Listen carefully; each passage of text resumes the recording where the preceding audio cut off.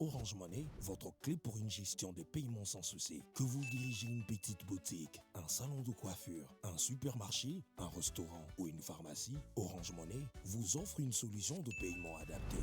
Adoptez le paiement marchand Orange Money et propulsez votre entreprise vers de nouveaux horizons. Orange Money, votre partenaire de confiance dans le monde des affaires. Rejoignez-nous gratuitement sur l'application Maxit ou tapez étoile 144 dièse pour une gestion de paiement rapide, sécurisée et sans effort. Voilà, après un mois de repos, après la rétrospective, vous allez certainement vous poser la question, mais après PM. On est à Kinshasa, la capitale de la République démocratique du Congo, notre pays. Nous sommes le 8 février 2026, fidèles téléspectateurs, vous allez certainement comprendre. Nous vous montrons ces images pour remercier ces plateaux qui nous a tellement servi pendant 2 ans. Aujourd'hui, nous sommes obligés de vous dire que nous allons devoir nous séparer de ces très beaux cadres, ces plateaux qui nous ont vraiment aidés, qui a reçu presque tous les artistes et musiciens qui sont passés sur ce plateau. Aujourd'hui, c'est une émission spéciale où nous allons devoir nous séparer de ces très beaux cadres. Nous disons un grand merci à Papi Lukanga et la grande équipe Sogeref qui a été pour beaucoup pour la réalisation de ces très beaux cadres. Nous disons grand merci à tous nos artistes musiciens qui ont eu à nous donner l'occasion de compter parmi nos invités. Et aujourd'hui, fidèles téléspectateurs, ça sera le tout dernier numéro de B1 Music avec ces cadres, avec ces plateaux. Nous allons devoir nous séparer de ces plateaux. Et les dimanches prochains, retenez donc le 15 février, ça sera juste après la fête de Saint-Valentin, nous allons inaugurer notre nouveau plateau. Je pensais pouvoir vous montrer quelques images de notre nouveau plateau, mais l'équipe me dit, ah non, PM, donnons l'occasion à tous nos téléspectateurs de découvrir ça les dimanches prochains. Voilà pourquoi aujourd'hui, j'aimerais bien vous dire, fidèles téléspectateurs, un grand merci. Vous avez été nombreux. Vos suggestions et remarques nous ont ramenés à la bonne réussite de ces plateaux. Voilà pourquoi j'aimerais bien vous dire bonjour et bon dimanche de partout où vous nous suivez. Vous êtes à Kinshasa, à Brazzaville, partout dans le monde. Vous qui avez choisi B1 Télévision, merci de nous choisir, fidèles téléspectateurs. L'actualité musicale, c'est tout à l'heure avec Bin Adam, Jubin Piana, Papa Chéri, qui nous attend à l'atmosphère du Pullman. Mais aussi, fidèles téléspectateurs, il faudra retenir que le 4 avril, Jésus de Nuance, Ferregola, nous fixe rendez-vous à Accor Arena. Fali Poupa séjourne aux États-Unis. L'artiste et musicien, nous savons le 2, le 3 mai, nous sommes au Stade de France pour vibrer, danser, passer de très beaux moments. On l'appelle Gez Mawete, l'artiste et musicien est attendu le 14 février. Cela veut dire que déjà le samedi, fête des amoureux, nous allons devoir vibrer, danser du côté des Lemba, mais aussi il faut retenir que les lovers, héritiers Watanabe fit Gali Garveil, le 14 février, nous sommes à l'Athénée de la Gombe pour vibrer, danser, passer de très bons moments. Vous pouvez consommer cet album sans modération, Number One, l'album du pasteur Moïse Mbiye, qui est déjà sur le marché des disques. Vous pouvez donc le retrouver sur toutes les plateformes de téléchargement. Tout au long de cette émission, fidèles téléspectateurs, nous allons revenir avec l'actualité, mais pour moi, je dirais un grand merci. Merci à toute la grande équipe technique. Commençons par les caméramans, vous avez été pour beaucoup en cette année 2025. Je pense la rétrospective, fidèles téléspectateurs, vous a aidé à passer de très bons moments. Je dirais un grand merci à Junior Koulele, merci à Dax Menayame, merci à Héritier Kinzazi de tout le temps de tous les jours, merci à Michel Mombongo, merci à Vangou, merci bref à tous les amis. Merci, l'union fait la force. Sans vous, il n'y a pas moyen. Et aujourd'hui, pourquoi ne pas dire un grand merci à la marque de l'excellence, la marque Edni, Eddie et Niki, merci à vous. Orange, 12 ans, il faut le faire. C'est ce que nous allons déjà faire. Aujourd'hui, je vous reviens, fidèles téléspectateurs, juste pour dire au revoir à ces très beaux cadres et vous dire un grand merci. B1 Music, c'est aussi reconnaître la grandeur de ceux qui nous suivent de partout.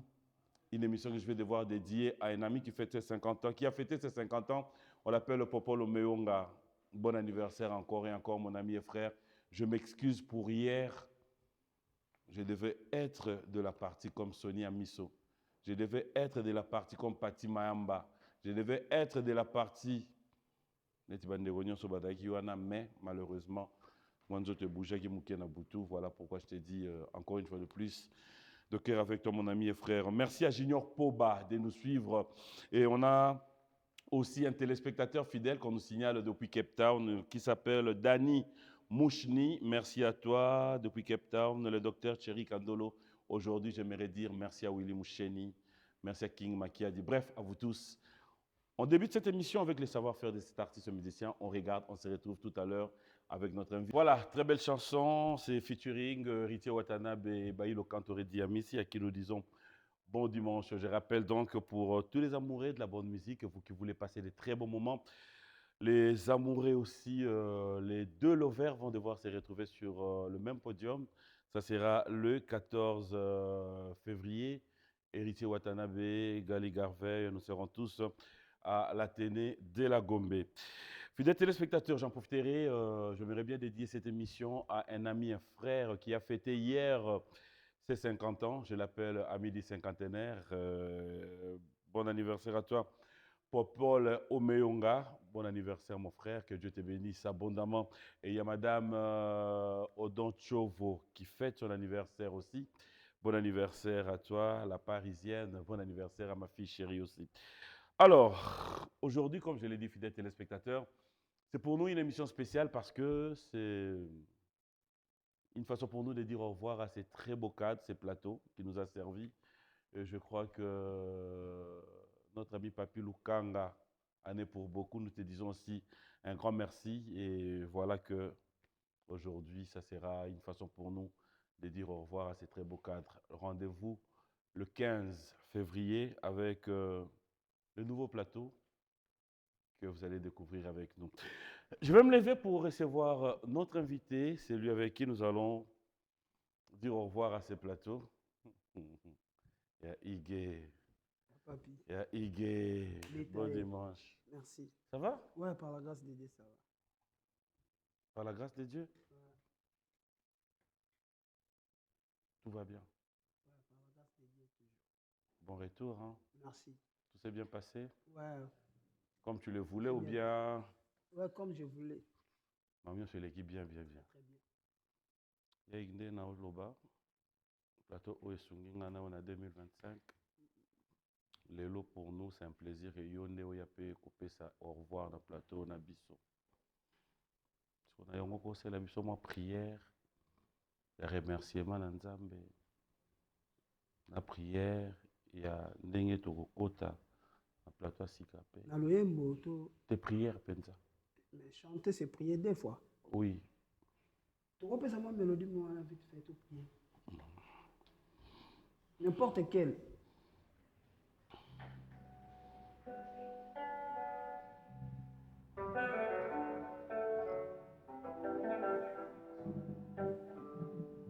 Merci Seigneur. Merci Nzambe. Ndenge obateli biso mvula mobimba plateau yo tozalaki nango depuis année passé ti lelo na asika ozalaki na biso eyambaki bainvite ndenge na ndenge ya mikolo mpe bana obatelaki barealisateur na biso obatelaki mpe piame o papi mboma lelo topesi au revoir na plateau na biso ya kala semaine prochaine tokokoma na plateau na biso ya sika yango topesi yo matondi na ndenge obatelaki biso depuis kala topesi yo lisusu merci ndenge okozala na biso na plateau ya sika moto aliboso akofanda awa ayebake plateau yo epambolami na kombo Nzambe awa epambolami plateau yo nakomwa nzambe awa émission biwane musique ekipe nyonso ya biwane nakomwa nzambe awa merci biso mpe topambolami mpo tozwi bénédiction ya suka. Oh. Bienvenue dans cette émission, merci beaucoup. Si vous avez le mot, en fait, à la fois, on peut dire ça a plaisir. Mais non, il y a un bébé sandam. Ah bon? Question il bosse il y a un bébé na habité point. Il y a un bébé bien mais limbi sanga na tuna ora. Wa sikoyo o sambeli na loyembo. Siko sambela penda ya boy. Merci Seigneur Nzambe asala likolo na se pona occasion oyo opesi biso tozala lelo na plateau oyo. Vous êtes le maître des temps et des circonstances. Yoyebaki ete mokolo ya lelo dimanche tozala na plateau oyo Nzambe nyonso ekosalama awa na émission yozala na biso question comme réponse yozala guide ya baquestion ekobima epai ya ndeko papi puis baréponse ekobima na monoko na ngai tobetisa baye bakotala biso na ndako libaku te émission ebanda malamu mpe esuka malamu nde nabondeli boye na kombo ya Nzambe oyo azali mokeli na biso oyo asala likolo mpe na se. Amen. Amen. Très facile, hein? Vraiment. Tu vas nous excuser déjà, parce que là, on a un petit problème, il y a courant. Il y a un moment où il va splitter, salater. On va vraiment s'excuser, parce que même les gens qui vont nous suivre à la maison vont peut-être un peu constater des fois qu'on transpire. Donc, je disais tout à l'heure, un peu courant, combien on courait de faible, ça dérange. Alors, je disais tout à l'heure, bienvenue, bon retour à Kinshasa, merci. Ça fait plaisir. Avant d'arriver, place de Koma, émission sur Katosala dans la poto. Il y a des préparatifs, il y a concert à préparer. Avant d'y arriver, là, sur Europe, ça a un bilan. 2025 pour Binafilé, ça a été. Qu'est-ce qui a marché, qu'est-ce qui n'a pas marché dans l'ensemble? 2025, ça a été par la grâce de Dieu. On a pu faire beaucoup de concerts à l'extérieur du pays, comme à l'intérieur du pays, même dans la province, tout ça. En tout cas, j'ai dit un grand merci à Nzambe pour l'opportunité. Et puis un grand merci à l'équipe Nangaï Mobimba, les adorateurs, parce qu'ils étaient là pour moi. Et puis pour nous salam na bango. Et puis na batunya so ba pensa ki na robeti sabiso ba concert. Na batunya so ba soutenir ki biso ba consommer ki biso en tout cas le bilan ça a été positif pour nous. Voilà. Et qu'est-ce qui n'a pas marché? Là où tu trouves vraiment que bon dans cette année 2025 aussi moi, bah, faille a raté en fait. Ouais, bien sûr. Des moments qui ont été un peu durs pour toi. Ouais, bien sûr que oui. J'étais un peu malade, j'ai réalisé mon album. J'étais un peu malade, j'ai joué mon concert, j'étais un peu malade. Et je voulais assez que je joue mon concert avec mon groupe. Malheureusement, on n'a pas eu à avoir des visas. Okay. Tout ça, ça m'a un peu touché, ça m'a un peu frustré. Mais après, avec Dieu, voilà. Problème moi il y a grave na moni ezaki ndenge ba artiste na ngai ba zwaki visa te. Alors, aujourd'hui comme l'avons dit parce que vous êtes avec nous sur ces plateaux, j'aimerais que nous puissions parler de ces grands événements. Déjà félicitations. Merci. Parce que c'est comme nous le disons, c'est le Congo qui gagne.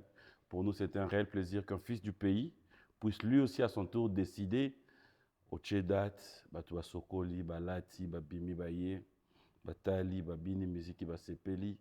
Parlez-nous de ces concerts. Le jour J, Moral est dans la Guinée, tu t'es retrouvé où? Après, est-ce que c'était un répertoire préparé? Ça débêtait le solo. Au moins, de ne pas bêter les solo. Déjà, avant de commencer, je dirais un grand merci à toutes les personnes au bazaki na salwana au va se présenter qui en tout cas nzamba pambola bango na beti concert na ezaki le 27 décembre. On était déjà presque à la fête à la fin de l'année.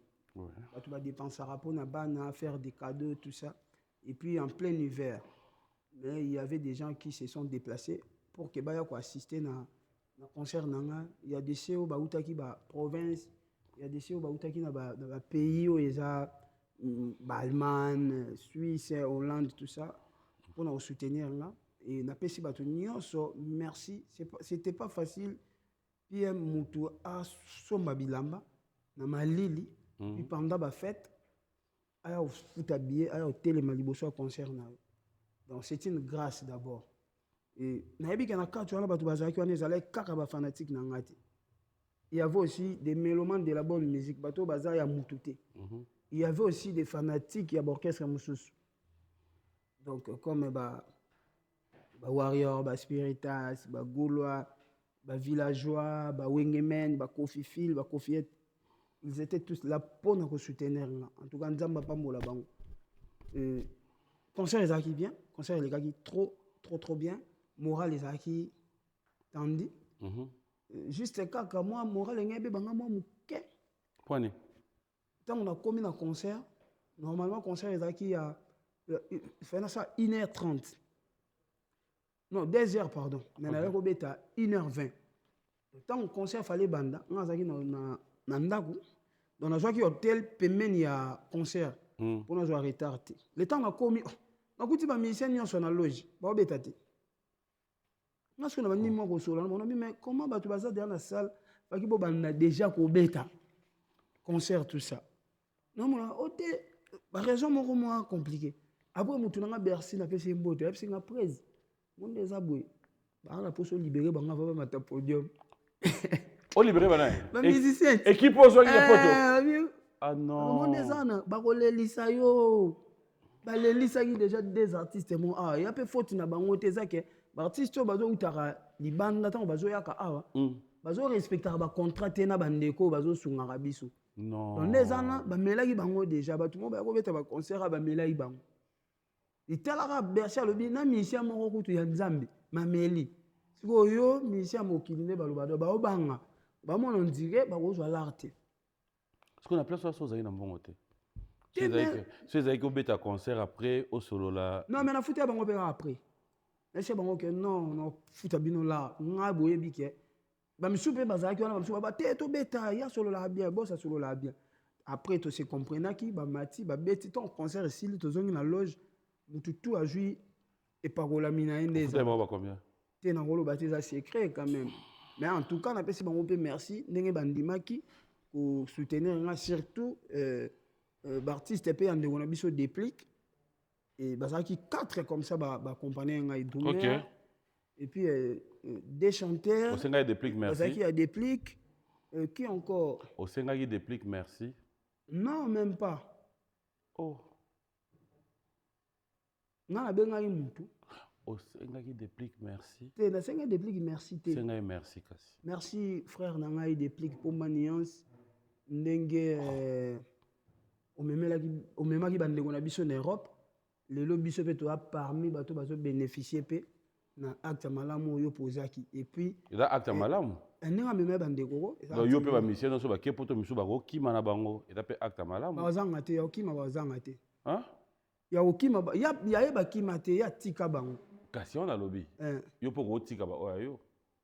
Après makamso ça va secret professionnel na rolo bango na télé boité et puis ngana yebi ka ba mission so ba kepoto ngana na droit ya ko nga na lobi te ke bato batika ba mission ba sala mabe te mais nga na droit te ya ko poto na tika mission parce que ya musana ngate na ke na tika musicien na poto ngana yebi ke to ke to beti to zongi. Mais ce mission, ma candidature, mon dit qu'il faut qu'il m'en a caché au Kanga été. À Rosungo, peut-être un prochain voyage. Bien. Donc, déjà, nous avons sur Arabiso. Rendez-vous le 21 février à Alhambra. Concert, il y a Pomba Déplique. Vous allez belé, vous sommes babillés. Ah, voilà. Ouais, ça c'est pour Déplique. Voilà. Ouais. Ouais. Je pense que c'est le 21 ou le 22 comme ça. Voilà. C'est quoi, bête la bisoli solo. Tous les gens de Wana. Bête la soli solo. En tout cas, concert, les gars, bien. Tant on a mati, bah, master, bah, betting, on a bien mati. Dans sa interprétation, il y a quelques grands prêtres et la musique à Congo. na immortalisaki Papa Madilu, Papa Wemba, qui encore veut na biso Koffi Olomide, tout ça. Après, na koti banzembo nanga, en tout cas, batu baza. Et là, on a sepelé na longtemps, on a koti na salle. Il n'y avait pas seulement des jeunes qui ont été. Ok. Et ça, il y a des générations différentes. Papa, papa, moi, il y a 70 ans, 75 ans, Azawana, a musique, maman, il y a 12 ans. Donc, il y a tendance à tout. Et ça, il y a bien ma case, ah, donc, au moins, il y a des fanatiques qui ont. Et là, quand on a scellé musique, la salle, c'est normal. Et quand on a qu'est-ce qu'on a demandé de la image, na tali na bi nga igmutu na salibwe. Et c'est là où il y a danger mais ça peut moindre été. C'était pas facile parce que ils a qui ben na bateau ba tchaki ben na linu ke esimbati. Ah bon? Mais nzamba linga ki esimba et puis bateau ba ya ki wana ba linga ki esimba. Tant on a tali ba image wana PM na mi lobel na bi oh bina filé garçon oh banda ko yema na ba tinel na ba ki sensu. Et là, comme on dit, ça va tout boyer à Paris, parce que Mbappé va dire monnaie. Et après, on a Moussala. Donc, cela veut dire qu'il faut multiplier encore d'efforts pour la salle à Roleka. Est-ce que pour toi, tu te dis que c'est un défi, quand même? Non, non, non. Non, non, non. Et ça qui défi, ce n'était pas un défi. Déjà, ça qui, façon européenne, ça s'appelle master. Il y a l'élo, auto, ça, la musique période, courage. Mon acquet. Bisopel na ba niveau na biso to ko affronter ma msusu c'est important to zela ba appui moko boy to ba soutien moko boy ozomona lelo je pense que na beta concert bongo et révolté pe ba master misusu o ba ko ba sous-estimer rapper ko se sous-estimer o bina fila beti nga pe na ko beta ngapo na ngeza ki façon ya ko motiver pe bato yo to bimina bango ba période moko ba jeune to sala musique lelo et ça qui défité. Voilà. Alors, parce qu'on parle de ces concerts qui a laissé aussi beaucoup de commentaires. Personnellement, j'ai eu à suivre ces concerts aussi. Dans les commentaires, il y a Batou. On reproche, on dit bravo à l'artiste, autant il y a commentaires. Mais comme ça manque jamais, quelque part, on te reproche d'avoir eu des tirs à balles réelles en plein concert. Est-ce que c'était important? Non, c'était pas important. Premièrement, tout ça, c'est éducateur à masse. Après, pour les bateaux, il y a des dérangeurs qui sont publics, et puis il y a des réseaux, tout ça. En tout cas, on est désolé. C'est là où on a répété le sous-souté. Mais musicalement, il y a un normal, il y a des pics, il y a des pics, il y a des arbres, il y a des bêtis. Alors, comment tu expliques, Yomoro tout à l'heure, dans deux émissions, au remercier Bafan Onyon Sobayaki, au lobby na biso pe na plateau, que parmi bateau Bayaki Zaika Bafan na yote, Bagolo Bazalaki, Warrior Bazalaki, Villageois Bazalaki, tu as cité tout le monde. Mais quand tu reconnais avoir eu des tirs à balles réelles, il y a Moutoumoro Oyo au reconnaître que les fans ne peuvent pas. Tu t'attendais à quelle réaction maintenant les fans Wana? Ils sont sortis comment dans cette salle? Je vu que Babima qui est un peu déçu. Un peu été, un peu. Babima qui est déçu, voilà, Babima qui est déçu. Et après, il y a un vu que désolé, voilà. Les Babilo normalement et Coco s'est répété sous-té. Bato bele ba sepela na ngote ka ba fan ya mutu wana te même ba fanatique na nga moko pe même ba vie misusu ba linga nga ba soutenir nga ba master na nga misusu pe ba ki non fallait pas même équipe na nga ba ki fallait pas ida ngo te la yo peut-être démon non ya ngo démon te ça to tirana na biso na musique ba pique ya la nango bina file pe ba beta ba pique bina file pe ba beti na epe ka pique mais premier que ya bina file ça trop rapide trop clair. Et qui n'a bien mingité dérangeant qui bat tout. Voilà. Tu promets ne plus le refaire? Bien sûr, c'est le Ramabé. Non, tu promets sur ce plateau ne plus le refaire. Oui, ça va plus se répéter. Donc voilà, il y a Babongo. Après, moi, papa, tu promets ne plus le. Moi, je suis un grand esprit. Tu promets ne plus le refaire. Ça va plus se répéter, ouais. Ça va. Et ça, ma soutien. Cécile. La pique est bête à Malango, mais il faut il y a Formani kasi. Il Combien de pique à 2026? Il y a format un masque si vous êtes. Beta na Betty, mko na ngwa ebika ke o yanga moko. Beta na loro mo ya masque. Et ngala se préparer te na émission. Et combien on va préparer? Na émission pour na yemba. Bon siko pour to promettre émission. Action te ngala muta ba réaction. Le problème avec moi, ba réaction na nga ezara tellement forte que ba action. Yango des fois na la mal compris. Ngala za ba genre mutu mo so betinga liko film ko. Ngala yo zongi sa 6. Ozo mona. Donc voilà un peu. Maintenant, na zaboye, muta tumboli nengate. Moi, je peux réagir. Exact. Donc on est bien. Na commence la paix fort. Attends, na moni que muta tumboli ngana comprendre que à point fort ya muto. Eza fa tumbola nga po ngana réagir saka na bimara mabe devant bato. Le corps ici na comprendre les techniques wana. Donc na komo beta kara na komo sa na moni neti na moni na ngate.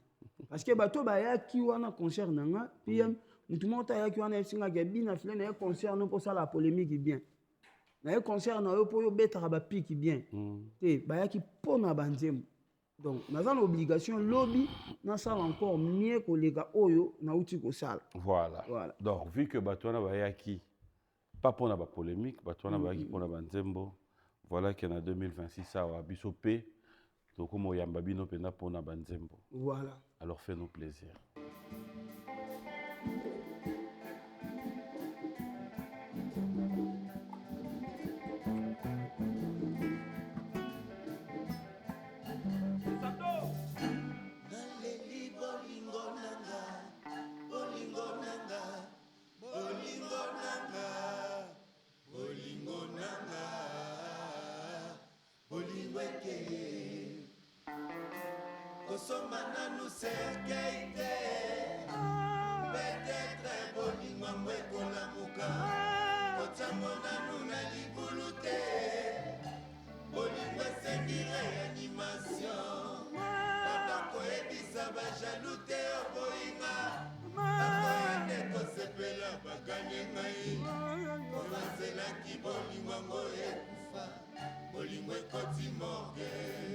Musique.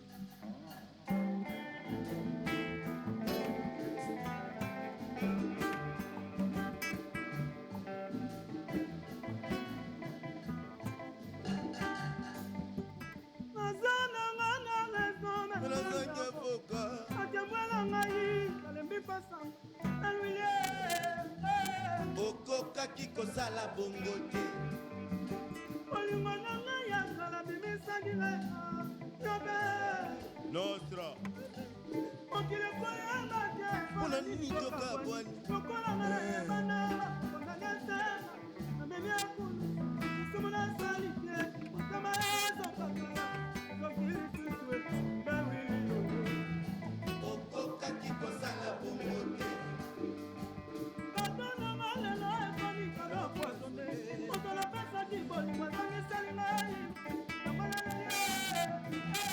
okokaki kosala bongo olingo osala aksida ekota bahopito ya ndenge na ndenge ekufaki te lelo ebeti kaka libaku ya pamba benwili olingo ekoti morge olingo esala aksida ekota bahopito ya ndenge na ndenge ekufaki te lelo ebeti kaka libaku ya pamba benwili olingo ekoti morge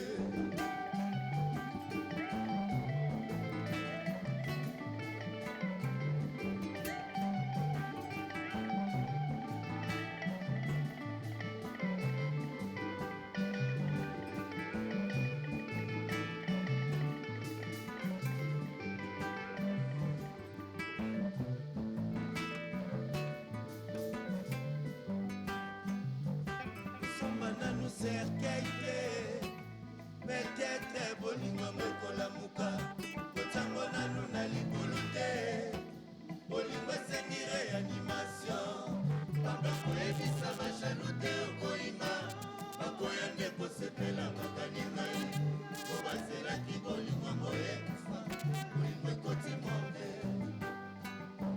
kosomba nanu cercueil te peut-être bolingo mokolamuka kotango nanu na libulu te bolingo esengi réanimation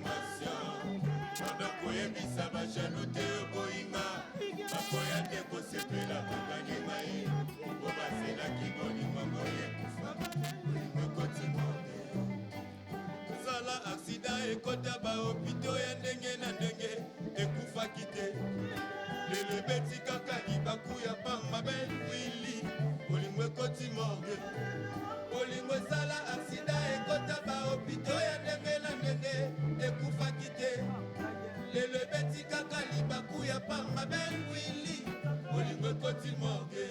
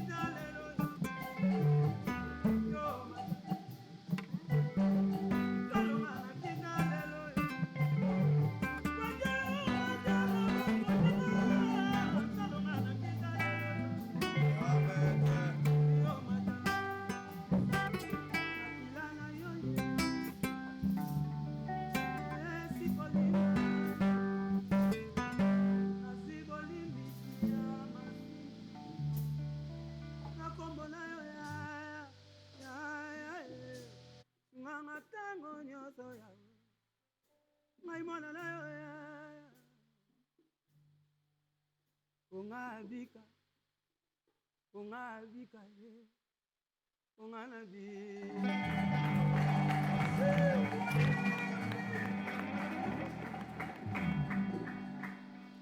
Ouf. Yaïdé. Félicitations. Merci. Je crois même à la maison, les gens se disent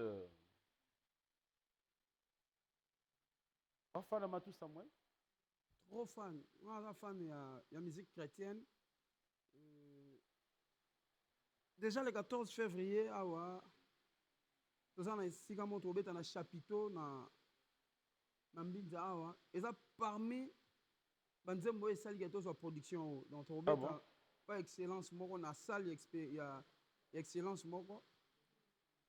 Madame Nayaza muto a sungaka ba mission chrétien na ba mission chrétienne voilà, ba mission chrétienne.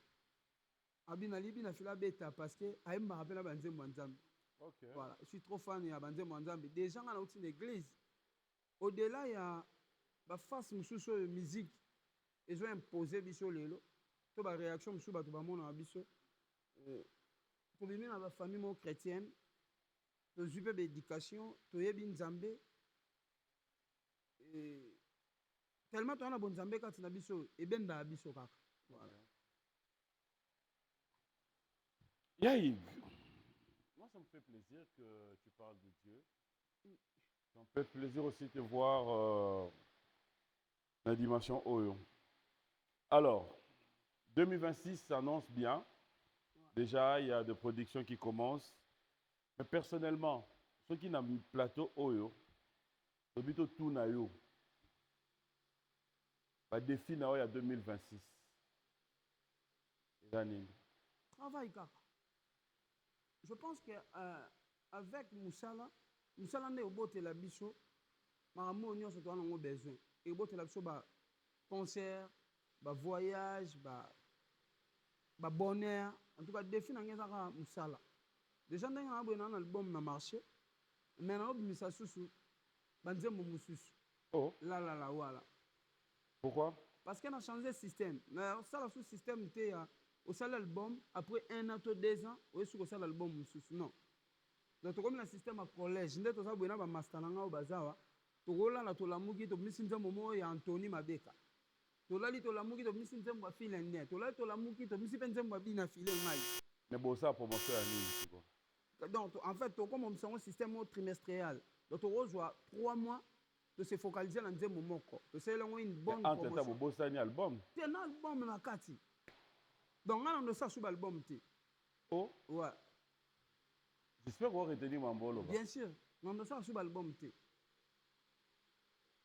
Comment tu expliques? Donc, on a ça là juste single, maxi single, EP.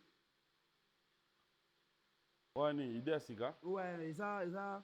Qu'est-ce que ça te dérange en faisant de l'album? Mon album a été comme bien, il doit marcher bien parce que vous avez belé.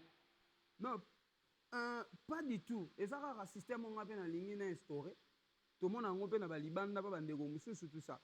Il y a aussi beaucoup de gens, les artistes belé, ça la fait carrière, ça la mobile album. Si nous avons mort comme balé, après 3 mois, bimisi, après 5 mois, bimisi. Et ça, on a façon la ligue autant cette fois-ci.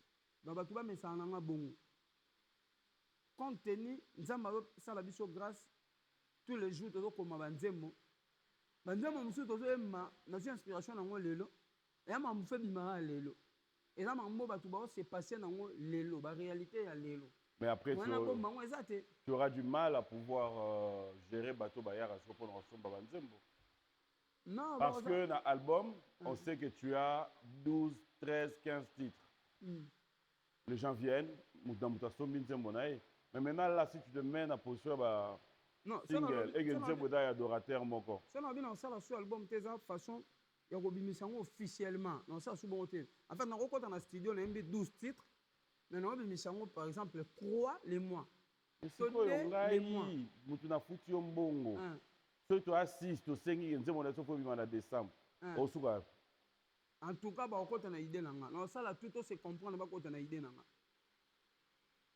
Parce que si les gens ont un bateau, ils peuvent faire un bon.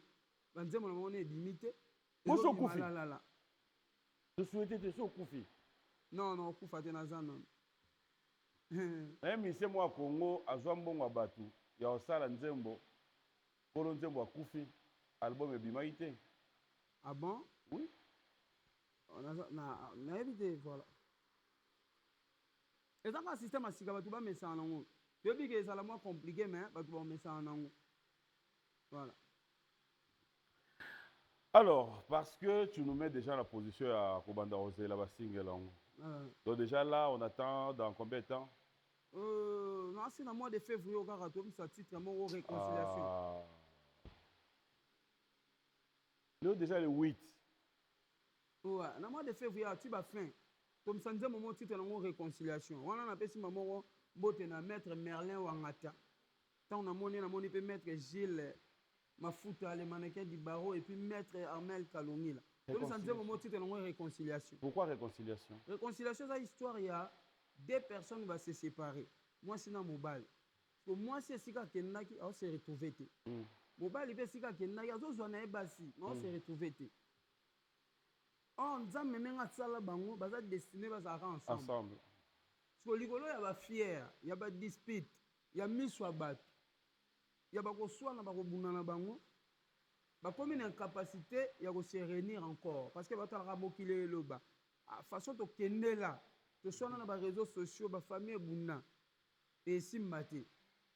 Donc fo moko abota courage aya vers moninga ayebisa ye ke place nga nakendaki esimba mpe te nazosala na nga mpe bolingo naza mpe na mobali me ezosimba te mwasi mpe mobali mpe koto azosala mpe bolingo me ezosimba te fayaki sikoyo message moko ya boye eya parce que biso toyembaka bavie réelle ya bato pm eza na bacouple ebele lelo mobali mosusu aza na mwasi me mwasi akanisaka mobali moko boye oyo akala eza mpe na mibali mosusu voilà eza baproblème oyo bato ebele mpe lelo bana baposition fo babongisa na bango parce que destin osenga baza ensemble mais mosusu mpo na soni ya bato mosusu mpo na baparole oyo babimisa entre bango ezoempêche bango parce que biso monsieur Ig Bina Filé lokola docteur ya mitema docteur ya bolingo ngai nga na traitaka mitema mpenza ya bato na banzembo na nga na masaka mitema ya bato en tout cas mpo na wana pm na prêtre mona mamboko ma banzembo nga na mboko na ndenge mabe te na niveau na nga na age na nga na lesi mboko banzembo depuis na banda carrière banzembo na yembaka oyo ka esala succès wana pm na komango nga moko osopesa na nzembo te na pesa mutu te na oyo esala succès wana ya mais alors cela veut dire que so ozalaki docteur ya banzembo ndenge ozo prétendre komikomisa mbele bato baya kopesa bango banzembo ebi parti mo na meli te na langwe te naza na kwita mbenda te bwale ya bolingo ekomisanga zoba kwiti bla nini pemba parti wana yanga o vie na biso we ranson na yemba vie na biso we ranson nga te na pesa ye na pesa voilà mais ce que ça yo na fana na plateau bena sine obi we ranson obi o ya zali mais justement donc o fana bando sine lo rabongo nani a pesa ye yo te donc vena biso mais papa na lobby na ko sisa vena biso za formateur a format batu a pesa pe batu ba plan rien ne manque musicien moko oya yepe a contribuer ne logo mo ovia zo sala nga mais justement mais musicien wana ndemta mais musicien wana nda pesi yo musicien wana za master nanga to banda ko travailler na kala to betane na bokesa ba quartier akota ki wenge tanga koti wenge papa ye pas vu partie na ngai wana apesi zala clair tu eza susu na plan non to le kaka boete te papa toza l'existe ya Diego musique Jean Pétrole Anjo Matuba frère na café roma ema na maison mère vocal na ngai omoni wana otangi kombo voilà kozonga emona DJ Marulu alobaka tonda wana papa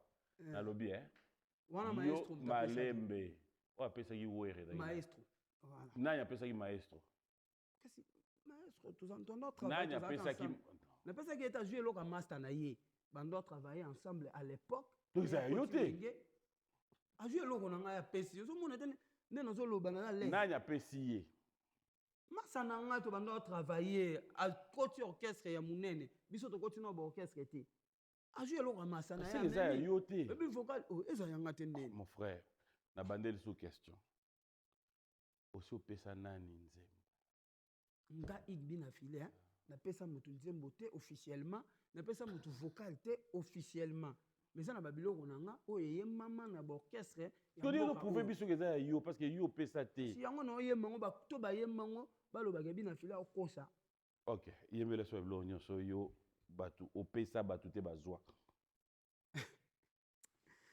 parfait soki ozokende otalatala nsima mama soso tokolia boti bana bosanaka ndaku te adie kambusanga na matuka bolingo na makolo te nazolemba mama imama mpe na wenge muzika maison mère yo bando bandi otaka na maison mère yo otaka na maison mère masanga ngale kuna nini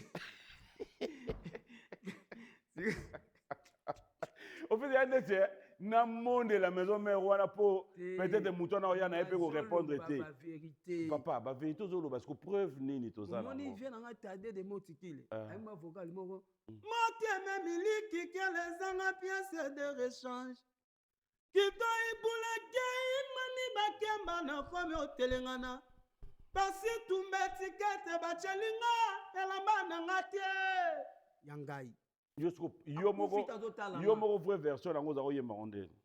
Motema nanga ezanga nango pièce de rechange. Lokola baby elali nango libela. Bolingo kie ekomi otelenga na ngai ngai étiquette oyo batienga nelamba na ngai te. Luka moyo oyeba kila bakse nzelo yo omeminga eske eza ya bato nzelo yo omeminga namoni eza ya banyama mota na kabumba nemango na 2006 pas bien na biso tutu kaluji oki libanga na boki montana kabumba ina ebiete namoni aite a master ya ex patron nanga tutu kaluji donc imba. OK. Voilà, mais viens na tade imba vocal na nzembo ya viens na ngai. Tade na pesa gi. Mais so mais non so ke ba massa nga bazaki kuna so ko bote tete titi ko ya papi. Ba massa bazaki kuna. Ba massa no bilo ba ko zole ba yemba ngo bango moko ba pesa ngo ba. Monsieur bazo panza bazo pesa na bandeli. Master na yo. Azui biloko na yo. Eza bien entre guillemets. Olia yemba ngo yemoko a opia ngo bato. Ngalalala maye. Charisme. Na ko benga pe mutu na plateau. Là papi avec tout le respect. OK. Charisme ya s'il te plaît. Nasi ngelelele maye. Ngelelele maye. Eza master o. Charisme. Ye to zaka na ebiso to bando yemba ngo ba to bando ngo dionga na ye. Vana na wa. Charisme fana na veste na wa. Mon chance là te veste. Donc expliquez sigo. Toi mon nom des alara. Yelelelele maye ni shananande. Yelele maye ni shananande. Pukotika pusana yeba ndenge na koma. Tangana kolela na birode oyo kangata mawate. Kamboje makabana tankana di experience.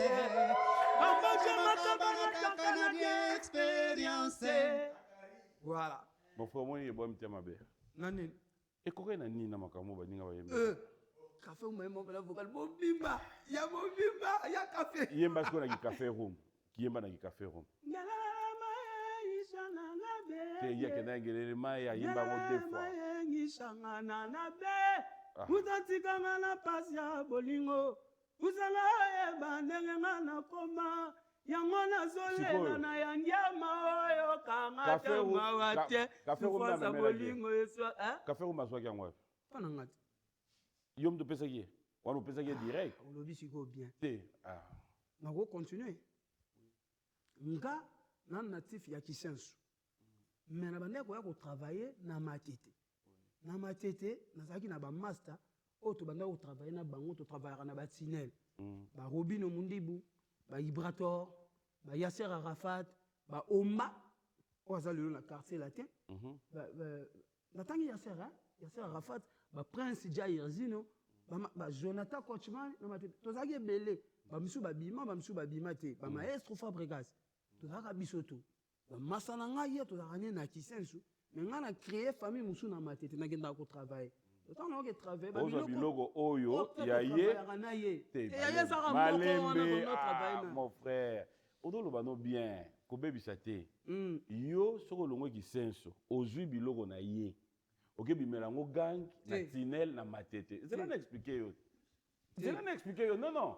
Nanenga mabete. Yo na ye moko to sala biso mibale. Ya nani? To salinga na malembe ya nani? Yanga na ye. Tango bengi ya olobiza na benga kolo nango. Ya bandi ide ngana na contribuer. Papa. Na biga sala rapana yo za na réserve. Te ngala ko sa. OK, yo zela ka. Iboko yo zela. Papa. Eza ya nani vocal? Bon, ndenge bossa. Malembe. Comment le charisme? Malembe, charisme. Ya papi. Eza vocal ya. Ngala bandaki ide. Nani abandaki? Ngai na bandaki. Eza ya nani? Na bandi. Malembe. Nani abandaki? Ngai na bandaki. Donc eza ya nani? Malembe, charisme kolongola charisme te. Akonde omoni ka ndenge autorisé boy. Yo ka niveau ondima mamo ya ye. Eza ya nani? Idée na bandaki yango ya ngai. Après boss. Le patron a complété idée. Patron autorisé à l'obageza ye. Autorisé ka aloba eza ye. Non, idée ça qui y a yé. Mais ce qui idée ça na lobby hein. Avec collaborateur depuis. Voilà. Na lobby hein. Idée. Puis à un moment que tu oumelia ouais. Non. Yo te bengi charisme. Olibiso to ebiso ni. Na lingi charisme expliquer ngai. Comment yo za kozwa biloko pa na ye na kisenso otiki ye. Oye timbeli libulu na matete na tinel. Oka ko meme pemba mo matete. Mais ko meme pemba mo matete. Oza muninga mabe. Na koki oloba. Oloba ndeni biloko na yo yibi meme na matete. Yo pe kuna na matete ba yibi yo ba meme ngwa hier. Pour une fois loba makambo teta na 2026 obimisa biso charisme apesa wa pe biloko okita bimela ogangi na matete. Ah to bete la charisme babo. Eh yo mo bete babo. Eh. Le charisme babete le mabo yo mo bete mabo. Patron va vendre wana. Bon. Abato tigo to za batumiso. Oui ou non opesa patron no pe biloko. Sincèrement. Oui ou non? Et ça, il y a explication. Et ça, oui, non, yo pona moko. Oui ou non? Et ça, oui, non. Charisme. Na bandeli.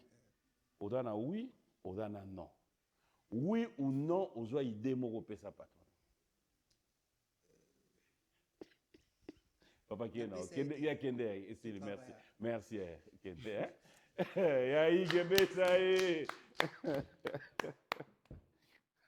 Donc c'était ça. Babylone rebelle hein. Babylone maramna loba. Vena biso nono Fuji ba minio Abraham baza ba témoin parce que bango bazaki lokwa bato bande ko encadrer biso. Biloko ni susu pesa. Mais longo na kasina nous na bato kaka ya wenge. L'acception lo mo pesa pe ailleurs. Pourquoi osoka na biso ka muninga na ngai masa na ngambe maki. Na zolo bano bien. Na pesa mutu eloko te officiellement. Bayi baki. Master auto bande ko travailler na quartier tanga ko orchestre munene azu biloko akomi ko pesa bato ya mona ngamona ko yemba ngamona ko pesa azo luka karo na ye. Bitiko pona ni na biloko on nyonso ya yo moko ata moko ayemba te. Ya yo ki azu yango kasi. Ata moko ezata. Ozasir. Yom do yeb sebiswat. Ko bando bandi ezaka ke apesa ki mutu bo apesa mutu. O ye moko ayemba ya yo ezani. Ah ngaye. Ah biso oyo ye moko ayemba te. Oyo ye moko ayemba ezani. Bango yeb sokuna. Ogo ye ko la ki avocat lelo. Oyo ya yo. Ona yebishoka yango wana kasi. Seke ya yo moko azwate.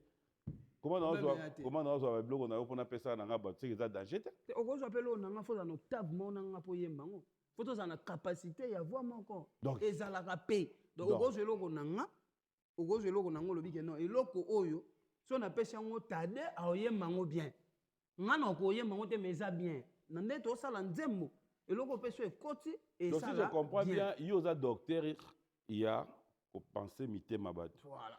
Na médecine sala eza médecine moko oyo yo traitaka ba ka oya yo bon parce que en principe fallait battu ba ya pa na yo ba puisaka pe non ngana sa parolier te on a sala nzembo na teka eza ko teka te ba Jean Goubal ba pesa be battu ba nzembo kasi battu fo ba ya pe kasi ba lo ba ke pe biso po ba ya faut convaincre bango po ni ba ya te ngana za jo moko boye oyo atonga ba palais ya bien mais batu ba ya osengete atongela bango mais batu ba ya osengete ye moko ezala wana ngena na 20 palais na 30 palais mais justement OK sous juste quoi no c'est comment ni ba palais na ko moteka mo ta ba client mais tant que na fandi bo sona bika na ko moteka ba nzembo ba ye belete mais oui na no sande teke na teka ba nzembo na poète na chansonnier poète na fandi bo mais quand on annoncer tout à l'heure j'ai mon boyke on peut ça banzem côté ga c'est trop dur nga sikoyo lelo boyne na fandi boye na yebi pe valeur a ya likabo nzamba pesanga nga mo na se servir nango na pesa bato ba na besoin nango pona koyoka na sana te pona tegela musicien nzembo na okokate voilà betaye wana mne ya cop na nga PM na bike na mboko oyo po ba ndima mutu za rapasi surtout que ezaka deya na bato mo boye so batie bango deya place moko boye bango batikali kuna Mais nga na yebiso ke na mamba banzembo na mboko nga na komi banzembo et puis na koma banzembo boko le kanga na mama mususu mena mamba okoma banzembo te ya igete nzembo ni oyo ovanda la pendo lobi o ultime combat na ngake oyo so ila kebitumba bimselanga 3 oyebike oso na kebitumba ba vie ba petit ba master ba roya to bandi pe bitumba boye mais na déjà ba lo ba PM 3 ans mukie pona bina filé 5 mais na lobi ya bitumba mukie te ya na mukie mon frère to kebimsela ba nzembo no nyonso bitumba longola album oyo longola album toke pardon bosunganga toke biso na lobi ba nzembo ya bitumba nyonso yanga ya bitumba na silisa PM banzembo nanga nyonso ya banzembo ya bitumba ya ige yana nzembo mote na koma ngo na bika ko ya nzembo mo ya ige ya ige eyela batu nyonso mutu asali 30 chansons au monde eloko eteka album ezala nzembo ya succès to nzembo nga de habit tasalela nzembo ezala po ekende ko conseiller bato ekende ko construire bato esala succès ou pas nzembo lokola responsable nana posa esala succès te nana posa et construire bato ezongisa bato na nzela nzembo lokola vanité mama nga na yebi lobi nakokendela ngai kolela te kozala jour na ngai mokola liwa na nga bajalu bakoya batangisi mayemiso na mitema feti mokola liwa na nga libota na ngai ekolela jamais bakobeta ngo na bar bato bakomobina mais betaka na bandako ya bato ebetaka na bamatanga na bavoiture ya bato eza parmi banzembo na ngai ya bitumba ya parmi banzembo bato balinga yango balinganga mpo na yango sikoyo bitumba banzembo lokola elenge sepela na bolenge na yo tala nyonso elingi motema onga kuluna onga yankele lobi yo mpe kobota bana mabe ozosala na le présent ekoki kolanda fiti na yo oyibaki bakoyiba yo mawa ye onyokolaki bapara ekoki kozongela yo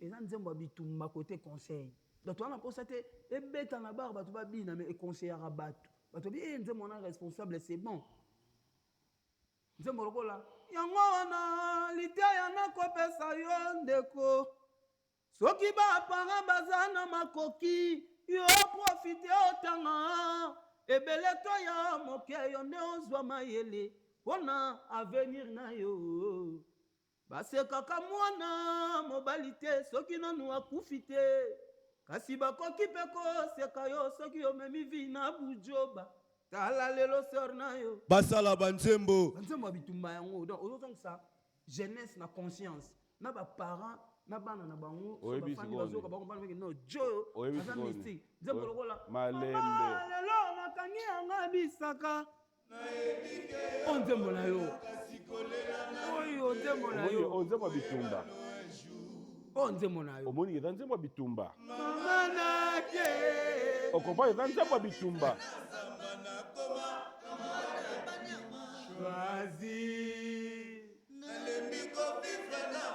baevre ya ige baninga misusu naliaka na bango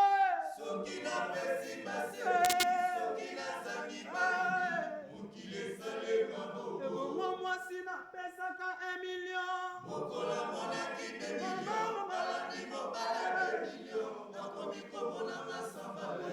mamalamu nzambe apesanga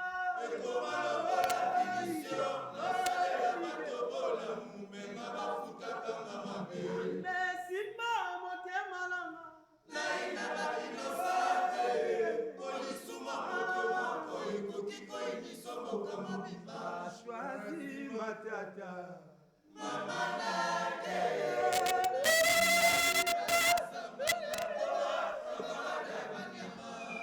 basalaka koboya yo me basumeni nazobanga mpe kolinga moto mosusu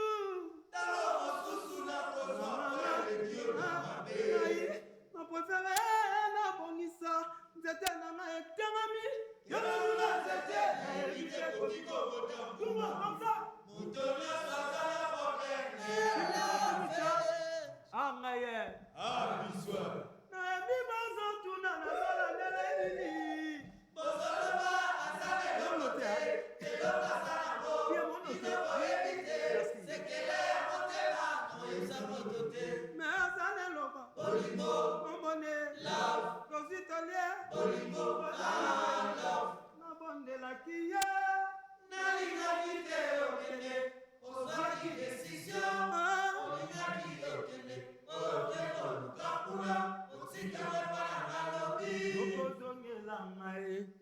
Alezamunda okoluka ngai oh le procès okoluka ngai silakeye merci amaye abiswa bebe sina boyani na mandano motema na ngai ezongi na wema na yo mama tato bakitanga na boyikaka papa banakanga ndako nokita moyibi akoya bebe mama kama boyi nokita bisewa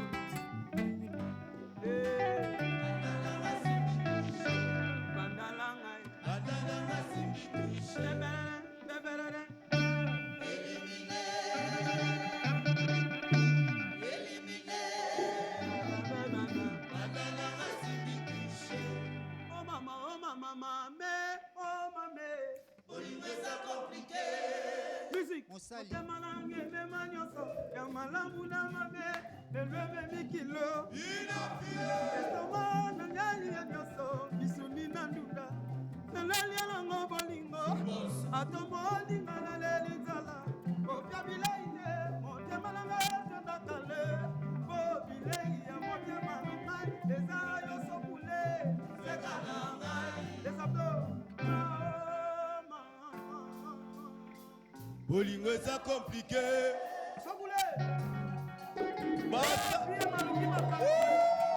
Basa la bantembo. Monte.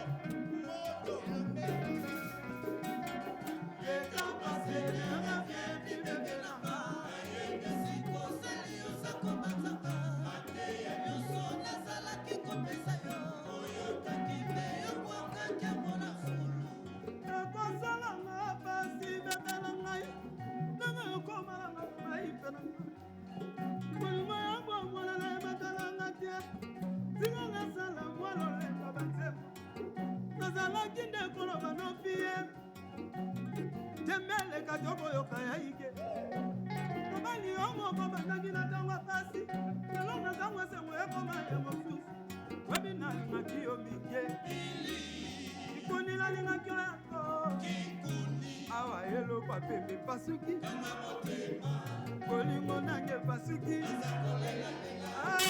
bilie bebe olobaka nidie bolingo bomwene tukina yo wapie lelo ngalesengo yokulana mawa nasangiaka moye ya kosalisa yo maya wawa yo nazakolelalela grâce mes frères Basa la bantembo. Amaye abiswa lelo nazwi courant nayebisa yo lonanga esili okomi deja demode moto nazwi ya sika azokomprendre ngai chanse na ngai akobebisa te okudangana moto oyo asalinga yo bien okudangana mobali oyo azozwasma na yo okudangana papi ngoma alingaka coup de frère erasakilwa naige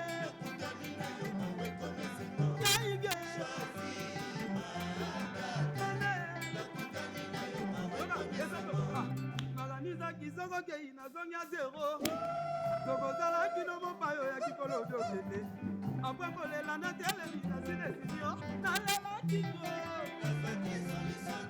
nasekamaki na bato kutuka ebaki te kokabonanga naezalaki dese Détaillé. bien Basa la bantembo. reviens ah ngaye soki deja babonela yo tombola mosali bonela yo tombola mosali soki nanu babonela yo tie yo mitala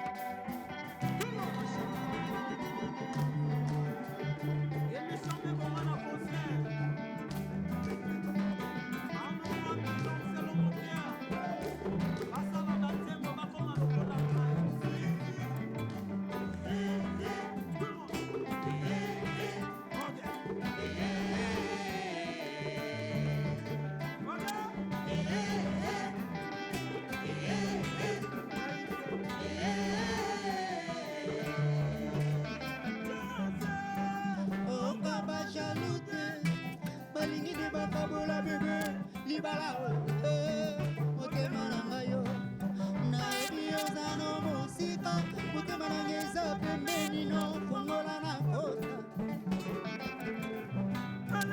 Christian na ngai fongola bolingo eza na maboko no fongola na kota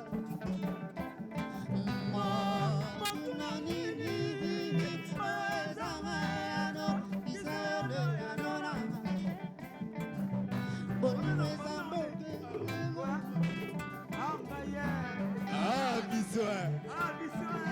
Angaye bolingo eza mboke ezengo lizongele mboka mawa bolingo zongisanga ala mboka ya mawa ala bolingo na ngai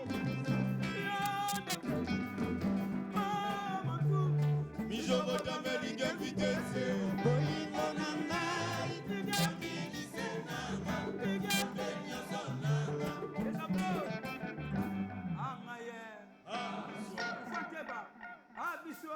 Angaye Masala Manzembo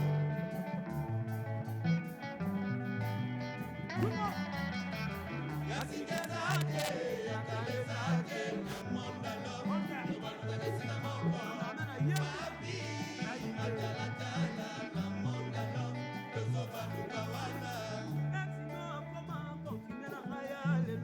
otolelisaki epa na nga toseka mobali oboyaki dimashe ndi akomi engage totonga ete ozelaki atula soki bolingi moto alingi na ye te konyonga te mondalo eza matata Yasikezake Yakalezake Namondalo Tobalukadesina Moko Papi Atalatala Namondalo Tozobalukawana alobi esino akoma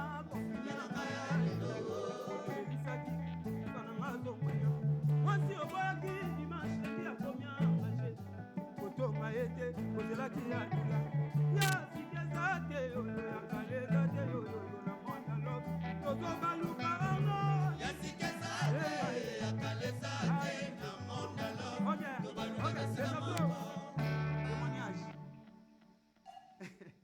angaye Biswa Masala Banzembo bakoma lokola monsieur Igabi na file ya papi mozamalanga na pasi mamalanga mobola papalanga mozali lelo nzambe asalinga ngolu nakomi kozwa mwambo nabongisi nzoto nanga banguna nanga basepeli te bazwi bafotolanga ya kala ntango nazalaki na pasi atie yango na rezo sosio po mokili eseka ngai bamosanike basali témoignage balakisi na bato ntangi nzambe alokotaki nga bakomisanga lelo boye nzambe nanga liboso na bango nzambe nanga Merci na ndenge okomisinga liber na bango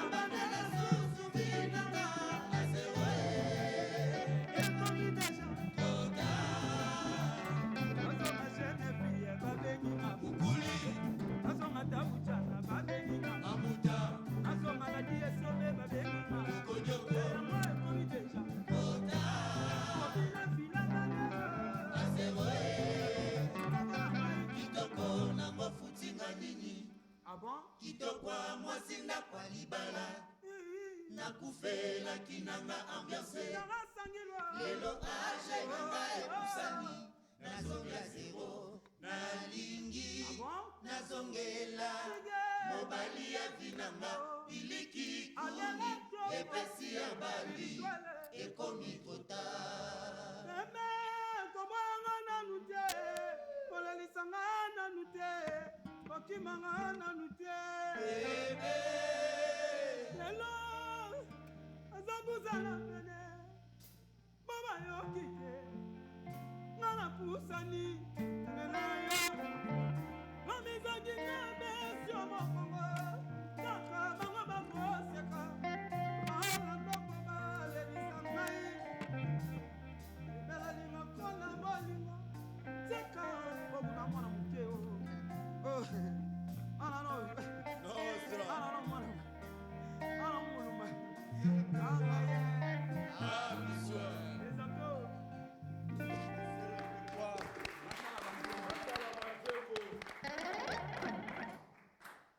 Je crois que même à la maison, les gens se disent waouh, Yaïg. Se disent en chantant aussi. Oui. Mais est-ce que Hermo, je n'ai vendu, à réfléchir. Kundi mapenda ke banze maonyo so komya oyo moko. Non, limisa zela na koma na idée nanga. Le fait kana mona ki charisme na côté non. Bon, na komi pe ko raisonner mwanda mondiro za na ba charisme non peut être moi 10. Non, même pas. Dans système à 500. Non, même pas. Ah mon frère. Ouais. Charisme. Non, nzamba sanga bena ngolu. Na obeta to loté PM. Na lobateke na beta mukongo. Na leki bato. Beta mukongo. Eza na betita mukongo. Eza grâce nzamba pesa kana bato. Yana bato mususu ayebo yemba, ayebi pe kobina. Mais ayebi okoma nzembo te, ayebi pe osala vocalité. Ya lokola nga nayebi obina penza te. Kobina nazo yekola koyekola. Mais kokoma. Yo seben kobina rien. So la ningo mona na plus focalisé na banzembo. Orchestre no pe ba seben. Eza rapenda penate. Omoni. Nga naza plus. So ba animateur baza na groupe notina boni. Te bazali. Mais tina boni. Côté animation, tout yo keloko mo bobi na filet. Mais et après na orchestre na Congo après ezape makasi na mon frère. Na générique. Biso pe to na biso makasi côté rumba. Donc animateur na yo, bazana bango bomale. Bada bomale. Mais pour ni ba ça le. Ah Milo mais c'est là mon cœur. Otikinga. Wa bien. Osinalima. La générique na biso bête et ça la succès ba tu ba bien au titre na ngo tirer. Ah ngaye. Est-ce que ça va? Ça va. C'est bon? C'est bon. Ça va. Ça va. C'est bon. C'est bon. Ça va. Ça va. C'est bon. C'est bon. Tout le monde est tiré. Piou. Voilà. Yangwana. Esuki do kawana. Oh, ya luzizila ya badara. Ya mandenge.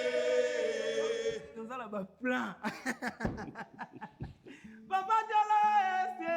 Papa Diala Goma. Apozo mona buka butie. Papa Diala butie. Eza benanga. Basi bakole.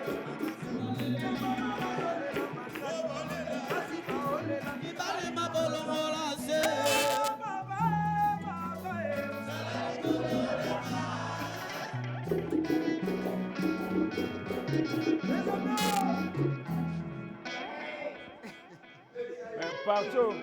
Partout, on dirait moi vu la nova. Partout au kaka, oyo. Donc qui est dans mon pays. Ouais, ça m'a fait ça. Et ça peut être dengue, on a rose blanc na matete, mututo qui est dans dengue yopé. Te villa nova ça colon outil, c'est normal na ko ça les locaux. Voilà. Moi ndambo ya village ezala. Et là nemo ba mission ba le le pa nanga. Mission sera longwe le lo a que ça les locaux. Et ça na mo ba référence mo que à l'éga pas bina filé moi qui bina filé pour ça. Et puis on fier ya ko ça les locaux.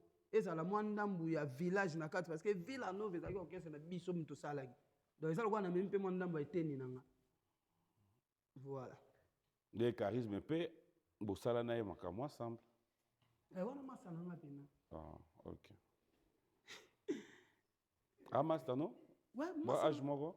Masana akola mukona nga ba inane. Charisme. Charisme. Yo akamukona nga enat. Voilà. Mais to kolia veni moko. C'est là non. Benga non petit. To akuna grand mukolo na biso na benga nga petit azawa. Na bino to ya, na biga place ofandi benga e petit na nga ig. Mais yima lo besoin ko. To benga nga bongo azali C'est mais papa. Non, charisme da ya no to lekino. Charisme mukona nga 1 an. Charisme da ya no to lekino. Aza ya na nga it. Charisme benga e petit. Te mais siko ko benga nga bongo parce que awa na patron na ye. Na nenga mabete. Voilà. Même pour charisme à vie na yo. Grand frère ko oui. Benga vieux charisme. Venanga Franklin, venanga charisme. Et bon, yo. Ngane na kokoka ko benge bongo. Mais na ye sympathie. Mais ye so abengi nga bongo ebima bien mingi te. pour nani? Parce que nzambe so apesi mutu pouvoir etala sous agité. Faut qu'on respecte pouvoir o nzambe apesi mutu. Pouvoir euta epa nzambe. Et yaza ne mukolo nanga, mais nzambe alingi nga aleka par nga azala encadré par nga. Oh, Voilà. mais qu'est-ce que ça a à voir? Ozaka leki na ete. Na boyi yango te na longoli yango te. Kasi, Nga ah nde bon? naza na ba respect wana na bige wana yaya. Ah. Mais ye pe place asa bige wana leki nanga, mais ana casquette à patron. Nga ne to sa copie ya yana leki te. To sa copie ya travailleur. Mais ceux qui vont remplir ma fiche, au tali, année, au moni que yada yaya. D'où avant. On va dire bella ou so ya papier. Nana, ya papier. Ah, non. Il est fou ce mec. Il est fou. Donc qu'est-ce que c'est Donc au dirigeant va venir là. Monsieur Balingé le boule bako bola. Yango mona sala effort. Toto beti. Libéré makamna bango po. Net na bo na nyongo na bango ya. Ngabo na bika na nyongo conseil moko. On va faire 3. Mais si quoi, si bango moko place ba fadi va reconnaître que nyongo na bango ezaneti il y a 3 concerts. Et là si ton bobeta yi concert, yo zwaki mbongo déjà. Fallait libérer bango ou libérer té. Beaucoup de 3 concerts. Si quoi justifier en den. Siko biso to sala système mo boye yali ke le matobe nga système à levier et vimba to beti to bombi to pesa yo et au permettre au fouti ndako et permettre yo au fouti le paiement parce que bon ba reconnaître que vous avez 3 concerts na bango yo ce qu'on ndenyo na moko pour ni yo foye ba geza moko kasi mikili kin bala msunga na joga na mikili da tindele nga do mutu mo compliqué lokola bango ba yebi ya 3 to tala na mikanda le faut libérer bango si pas aujourd'hui lobby va libérer bango pour toi nous les mususu le 14 février le 14 février tous en concert avant concert on a photo libérer bango pour au moins ba ya tepam on l'appelle Igabi na filé les spectateurs avant le 14 photo libérer bango balan pour le 14 février tous en concert à 18h au chapiteau d'Akrissa avenue 3 Vallée quartier Joli Park, derrière station Ma Campagne en Alima. Et puis les 15, tu as un concert, na béni le visionnaire à partir il y a 18h na Sayo. Cher Kassavou. Donc faut libérer bango déjà. Là on a bango ya toi nous les wana. Pour ceux qui vont monter le 14 bango ya té. Donc ba mbiaka bazar. Réaction de Gozani sur net ba été. Bon après bango ba yebi nga solo la nga de la simple. Mais limite que ba ya té. Tara to fouti ba té me ba mission. OK. Donc c'est concert ba ya. Allez, bon dimanche fidèles téléspectateurs, vous êtes tellement nombreux à envoyer vos messages. La Sophie Lendia solo quand tu es mission na monika car mo koti asombi wana ngate na pied. Ngana pesa ka car na kala. Yé mo pa sombi tango emba mo na oka obetela masane ba libérer biso ko ngana tikana nyonga 800. Faut la libérer 800 la caro. Donc voilà asombi car nyongo. Après car tikana mo 800. Ce qu'on compter asombi car ya nyongo. Tikana mo 800. Boso tout année. Il y a PC déjà, il y a car il y a tikana nyonga 800. Est-ce qu'on va compter photo libérer bah on c'est bon là on va libérer 800 papa. Mais ce que soyez d'achagi mais soyez n'est pas ça batoire rendez-vous dans your foot dans 3 jours. Yo libéré. Mais 800 peut-être. Mbako boto le 40 là. Bon on pèse 800 on ne sait papa toi. On pèse 800 te point. Il y a papi. Oh, ba mission on pèse ba 800 balte. T'es sur dans le bibon na kosi. Ouais. Donc les zizi là ya. Les enfants de mettre 3 concerts on pèse 800. Ba plus de 20. Mais normal. T. Ekokate. Ya. Ekokate. Ouais. Bando zo ba mission non pesa ba 800 balte. Ba zo ba 800 na ba tobeti to ke voyage moto ke na Duba, ba tumsu ba zo ngana ba 1000 et quelques 1500 ba 2000 1000 kaka. Tout ça. Ba zo ngana ngome. Ba mission non do vandi boye za mission ata moto kabela 5000. $5,000. Non, la semaine ba voiture ya ba valeur wana. Mais ko pesa boye. C'est non té. Na zubo na bengi ya la kabelo $5,000. C'est non té. Oh, poni. Non. Oui, na ogo. Et sous-entend ensemble to mo bagsi. Yoka. Yoka de wana na samte me ane tolo biso. Malembe. En fait, na yo. Na ona samte me ane yo ando kite. Donc tu me dis, on est doguité par hasard. Mais pourquoi il peut s'attendre? Non, bah moi toi non, il va permettre bisoter. Mais 800 quand même, on peut ça. Ninga. Atiga na nyonga 800. Na gogo aussi ça. C'est ça. Il y a papi. Bah moi toi non, peut-être ils vont permettre bisoter. Tu vas nous payer 5 000. Avec les temps, soit dans ma soumise, tu vas belé, tu payes ça. Mais tout ça, l'effort, tu vas boire mouké, tu vas non. Mais vous foutez la mouninga. Mais vous foutez la mouninga nyonga 800. Ça, tu peux. Quand même. En tout cas, ceux qui sont moutima, on va payer $800. On faut quoi? Dans le bien, foutez les nyongo ya. On est de l'autre côté. Mais dimango awa ko foutez les gars. Ah ouais, il y a des défis. Tenga na zo sengele. Non, prêtez. Mais il va faut là pour le cabango, to cabango, il faut la payer. Soit ailleurs dans la presse, bah il va boire dans le plan 800 on paye ça. Pourquoi faut c'est là à comment étape pour là? Ah bunana, moi mbala, après m'konanga. Après ce m'kolo. Et cominko. Non, après, bah je vais là, on a on se bat sali boulot, pas quotidiennement. Concert nous sauté, on a dit que tous les concerts na foot à on a aussi. On l'appelle Bina Filé, on va revenir tout à l'heure, on va quand même marquer une pause, nous allons nous rendre de côté de la régie. Mais là, moi des concerts. Allez, bon dimanche à la Queen Lina Mouvaro, merci à Théo Zambota de tout le temps, de tous les jours, merci à PK Service, Patrick Abouika, je ne cesserai de le dire, merci à toi, merci. Que Dieu te bénisse abondamment, merci à Maman Mokonzi, Maman Bijou. Merci à Jackson Boliko, il y a Renate, un tour à Mwanda vous a fait du bien. Bon retour à Boma. Merci à Jeff Bokungulu, clin d'œil à Baou Service, mon ami de tous les temps, de tous les jours. Merci à l'honorable Trésor Moutiki, le bourgmestre Christian Matata, depuis Ntsélé, maître Hugues Ekapouloussi, Olivier Louzolo, c'est pour vous, c'est dédicace. Nous allons partir de côté de la région, on va regarder les savoir-faire de Binafilon. On se retrouve tout à l'heure. Oh, t'as un tu es Bakadesh, Lokola bayaka kolelelanga nasalisaka soki nasalisi bango bafongoli mino soki bakomi na bandako na bango bakomi ofinganga nabelaki malade bakomi otonga balobi kutu na kozonga ebembe na kati ya mboka mama mi Joseta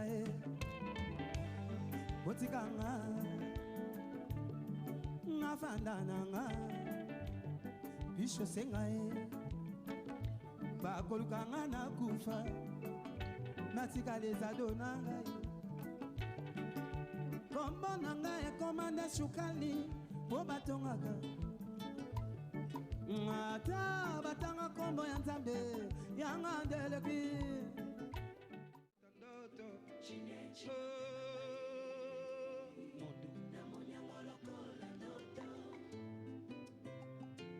Gaga, Ige, je me sens pas bien ce soir. Je m'étais pas préparée. J'hallucine, c'est quoi? Au combien c'est déjà mon pololo. Dis, n'a pas c'est comment on a ça? Ma konzete kokauka. Nani tikali se yo pelisa. Nani yakobomba moto. Merci. Moto si ya pelika tazama. Nani yakisi yo kende. Nini ya beselisi ya momoto.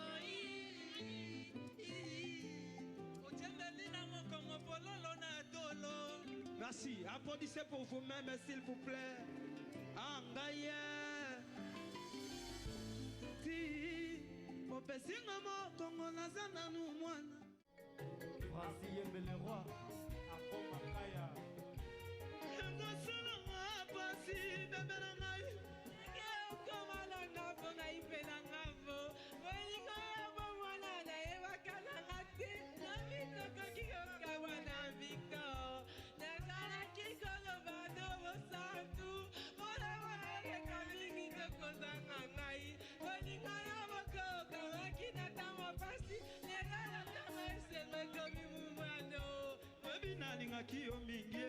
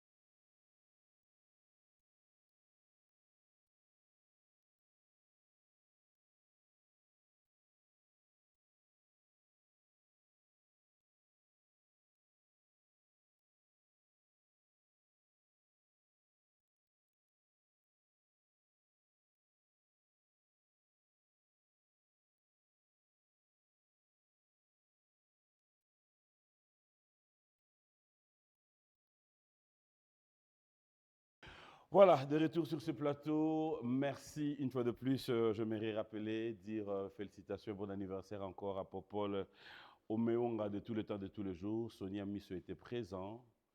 Et bon dimanche à toi. Merci à tous les amis.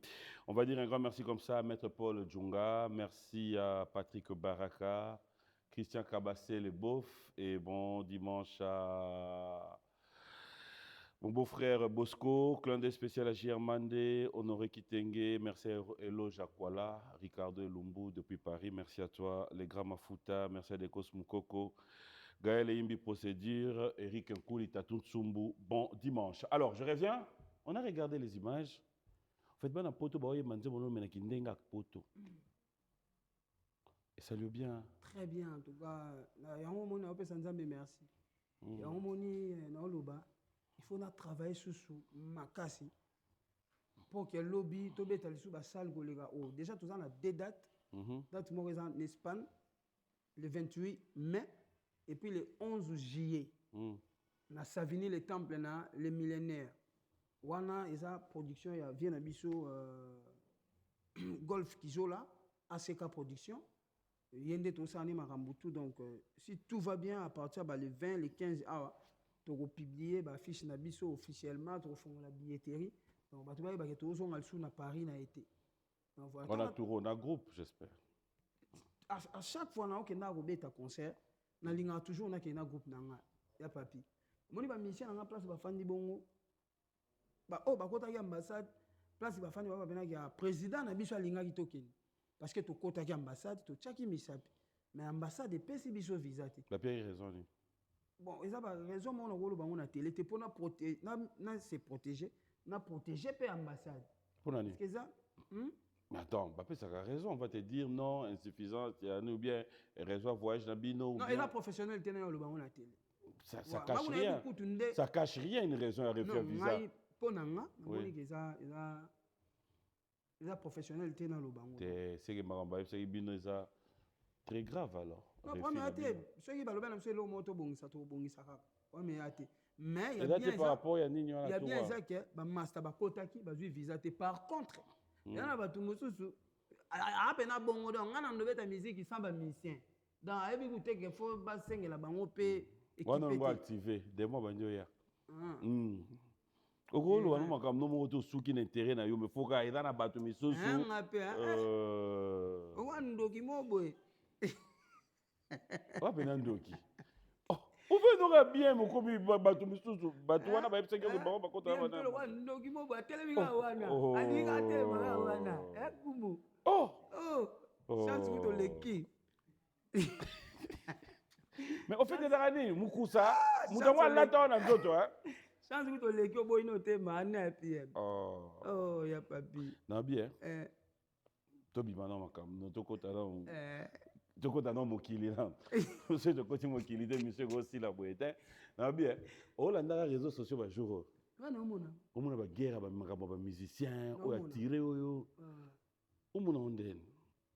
Et là on a constaté on dirait que comment valoriser plus biso ba artiste. Lelo ya pena na ba artiste mususu. Ba comment valoriser plus art de parler que art de chanter. OK. Tu vas jouer maintenant Yemba. Tu as à côté, on va utiliser l'art de parler. Or, tu as beau s'en aller, liboso na biso, et ça na ba grand frère au ba sala musala makasi, au ba doti que la biso ba vidéo na biso photo yo combler.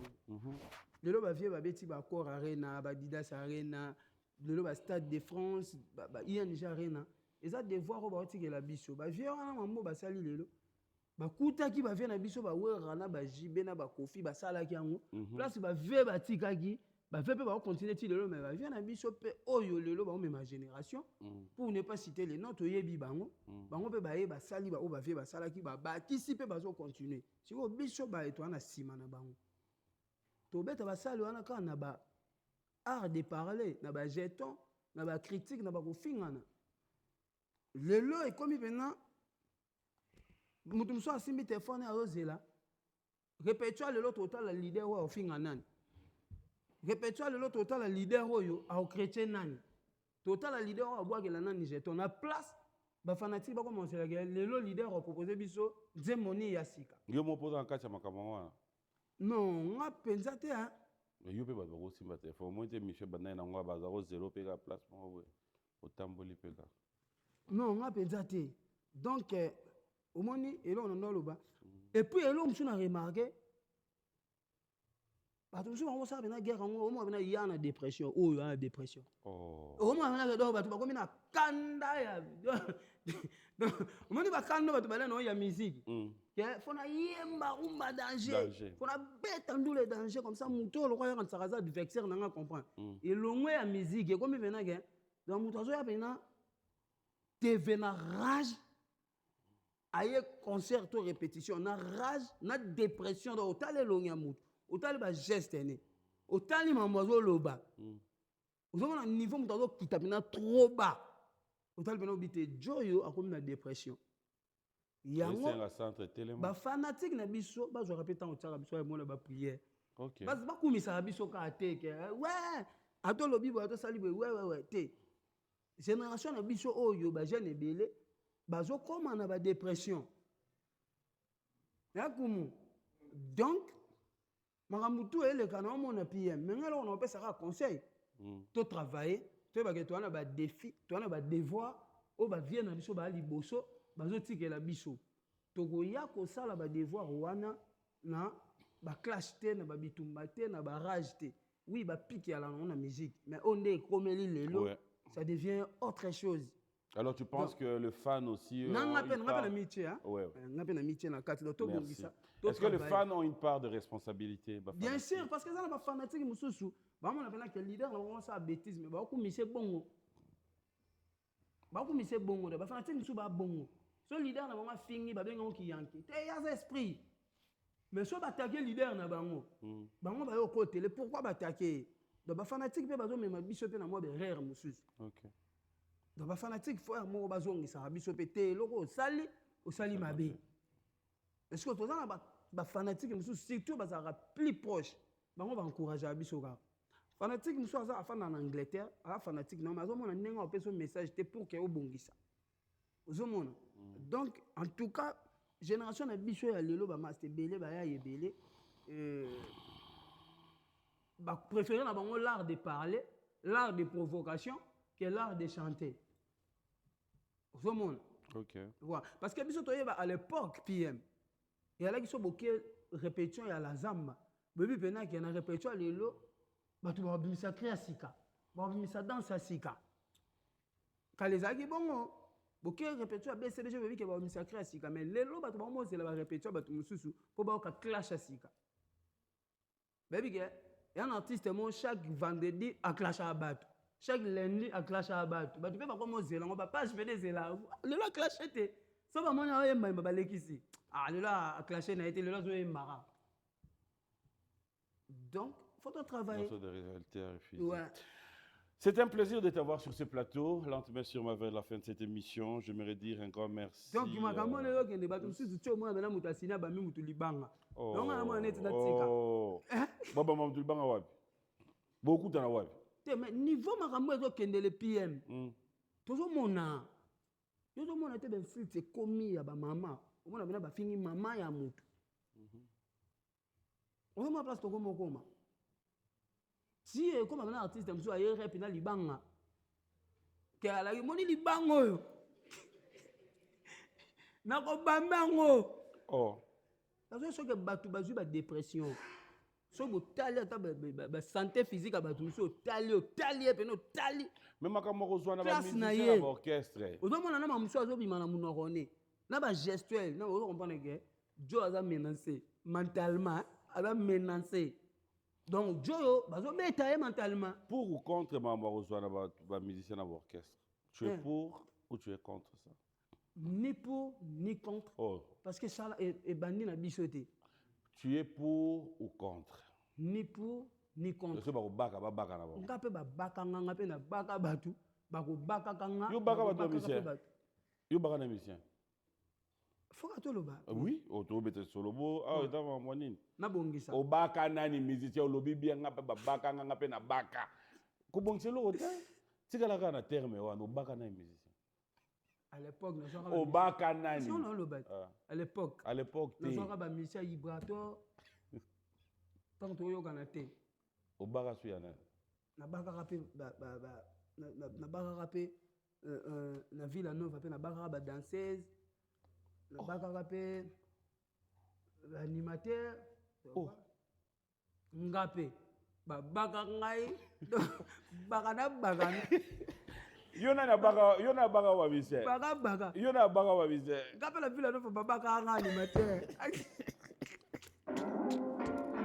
Animateur di baka yola. Oh. Comment ya? Baka ngapé animateur. Siko meka ko expliquer ngai comme yoza na biso ya plateau. Tant bo baka kawana.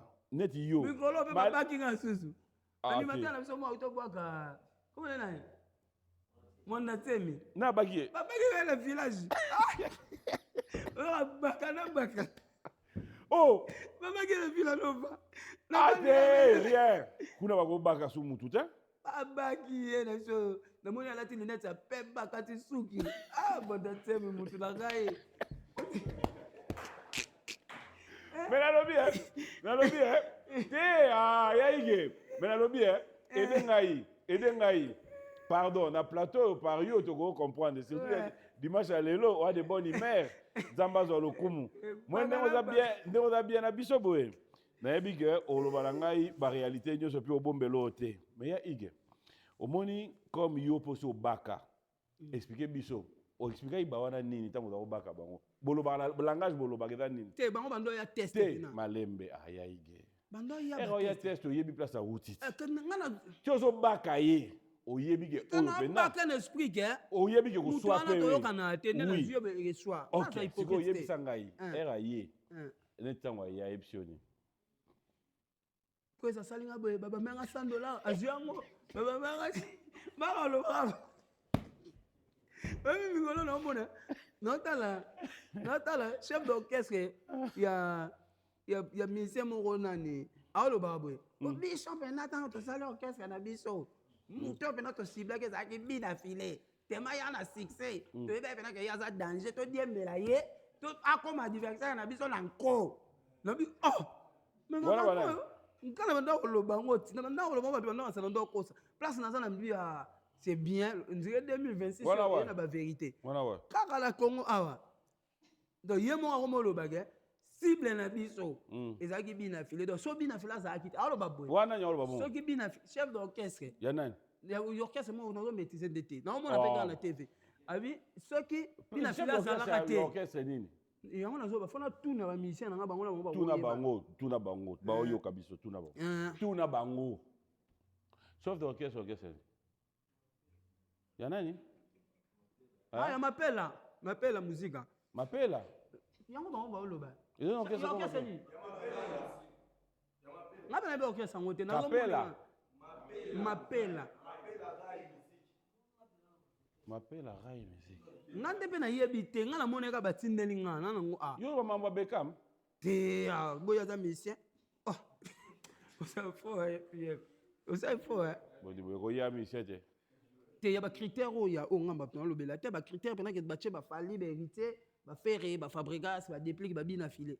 On faut travailler on peut pas l'eau na bango. Wallahi, on tient ma bête. Faut pas travailler, va bosser. Non, c'est bon. C'est bon. Bosser, va travailler. On a faute. Martin Loukoussa. Bon dimanche à toi. DG Martin Loukoussa. Bon dimanche, et bon dimanche au Kester. DG Costa Itangu. Pascal Bitika, merci à JC Pelleté. Merci à Kadis Mbouyi, Ig, Claude spécial à toi, merci à Grace Zanga. Et merci aussi à Pierron Dombassi. Le boss Ibra, depuis Lemba, je te dis bon dimanche. Boss Ibra. C'était pas facile aujourd'hui, on a quand même tenu. Voilà, moi je te dis merci. Merci beaucoup. C'est un plaisir de passer de très bons moments en votre compagnie. Tu vas clôturer l'émission et on se revoit donc le 14. Merci à Junior Koulele, merci à Dax Menayame, Zobana Zoba Maele na Maele, Bozela Bisso. Après Saint-Valentin, on va revenir en force sur ces plateaux. Grand merci à mon patron, l'ambassadeur Jean-Pierre Moutamba. Merci à Mama Peggy pour le bon moment passé à Lubumbashi. Clin d'œil spécial à tous les amis. Jacques Mbouania est ici sur place. Merci à ma maman Rose. Je t'aime beaucoup, maman. Bon dimanche à toi et toute ma famille. On se retrouve le dimanche prochain dans un autre numéro. Je vous laisse suivre cette ambiance avec Binafile. Tu peux inviter tes musiciens. Réconciliation. Allez, au revoir. Merci. Les musiciens.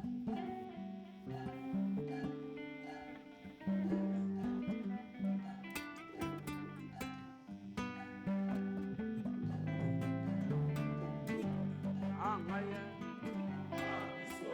Bébé, tozana nous en vie. Epai okenda. Mabe, sikala, sikala. Moi, tobungisa destin. S'il te plaît, reviens, Yakato Bongisa. Totikana nous en bien, yakato bongisa. Tozosala bafiere na mitema tozonyokwama. Tozosala lolendo, tokoya kobungisa destin na biso. À l'époque, olobaka nini?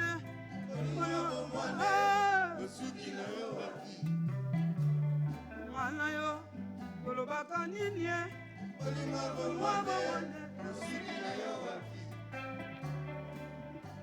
Mama, Olingo na nga lelo ekoti poison. yo moto basakanga miel, yo moko bongalino poison.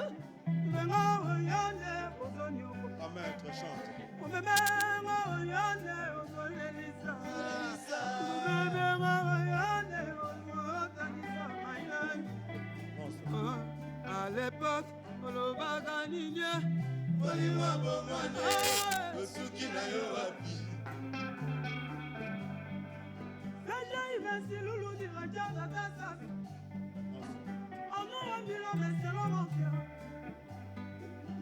Adelan toko spirituel. Obenyelanga dusha watamaki abashi. Kakwise kitabu bakinga bachogo. Blanki ore dego blanki. Obenyelanga odilo mampuya odilo. Obenyelanga soneni na semete kazi. Obenyelanga papa prese mapine. Ya babi, madala dalo tonto babachi. Boyembi! Ina ditike obenyelanga karole diambo. Boston ya sheke. Obenyelanga paduma ya losela. Obenyelanga mamana oete. Nase fwanero, mami bibi lolo. Nabo se babibi, nebe amingame. Obenyelanga joale bebele. Obenyelanga la meilleure tata, la meilleure maman des enfants. Obenyelanga Joël, tata Joël. Obenyelanga Bitiara Sangilwe. Obenyelanga cette fois parfait tunga na tunga. Maman sociale. Maman sociale ya manika. Obenyelanga na salala ya modwe. Uradi ya faimela nai ofrodi. Merci dit. Obenyelanga Sainte Matédi comme ma femme. La plus belle femme du monde. Oh, une femme, c'est dans mon cœur. Moyembi. Yaiga yemba malele. Obenyelanga champion Moïka. Obenyelanga Aristote ya Chubu champion. Obenyelanga Nacho Fadamase.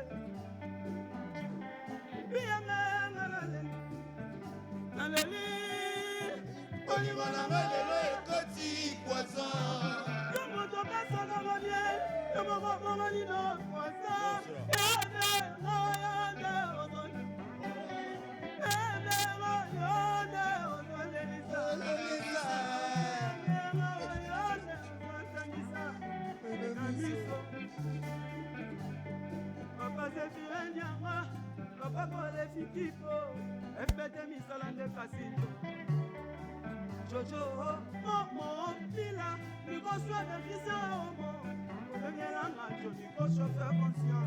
Shadrach Sakala, chauffeur patrouille. Rite Fango la reine mère. Cette fois parfait Tsunga Natsu. Deliver Moïka. Deliver. Le paiement marchand Orange Money, votre clé pour une gestion gestion des paiements sans souci. Que vous dirigez une petite boutique, un salon de coiffure, un supermarché, un restaurant ou une pharmacie, Orange Money vous offre une solution de paiement adaptée. Adoptez le paiement marchand Orange Money et propulsez votre entreprise vers de nouveaux horizons. Orange Money, votre partenaire de confiance dans le monde des affaires. Rejoignez-nous gratuitement sur l'application Maxit ou tapez étoile 144 dièse pour une gestion de paiement rapide, sécurisée et sans effort.